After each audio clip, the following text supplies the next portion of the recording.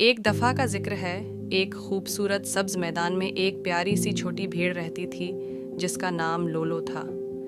लोलो नर्म और मुलायम थी। इसकी सफ़ेद ऊन धूप में चमकती थी। उसे मैदान में इधर उधर दौड़ना, फूलों के दरमियान उछलना और अपने दोस्तों के साथ खेलना बहुत पसंद था। हर सुबह लोलो अपनी माँ बीला के पीछे पहाड़ी की चोटी तक जाती जहाँ वो ताज़ा घास चरते। लोलो नर्म नर्म पत्ते खाती और जब उसका पेट भर जाता तो वो लेट कर बादलों को देखती जो आसमान में तैरते रहते।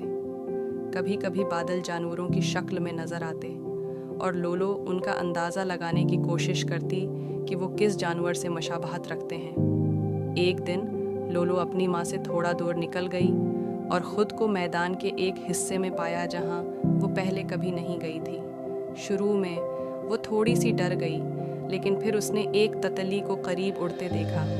लोलो, जो कि बहुत ही मुतजस्सिस थी, तितली के पीछे पीछे चल पड़ी और जल्द ही वो एक खूबसूरत छिपे हुए बाग में जा पहुंची जो रंग बिरंगे फूलों से भरा हुआ था।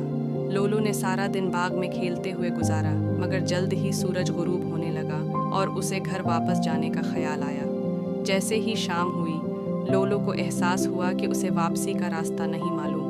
वो घबराने ही वाली थी कि अचानक उसने अपनी माँ की आवाज़ सुनी। ये बैला की नरम और मोहब्बत भरी पुकार थी। लोलो अपनी माँ की आवाज़ का ताक़ुब करती हुई वापस पहाड़ी की चोटी पर पहुँची। वहाँ बैला उसका इंतज़ार कर रही थी और उसने लोलो को अपने करीब लेकर प्यार से दबा लिया, खुशी से कि उसकी प्यारी भेड़ का बच्चा महफूज और खैरियत से वापस आ गया। इस दिन के बाद लोलो हमेशा अपनी माँ के करीब रहने का ध्यान रखती, मगर वो कभी अपने दरियाफ़त करदा खूबसूरत बाग को नहीं भूली, जहाँ वो एक दिन अपने दोस्तों के साथ दोबारा जाने का इरादा रखती थी। Guys, please subscribe my YouTube channel.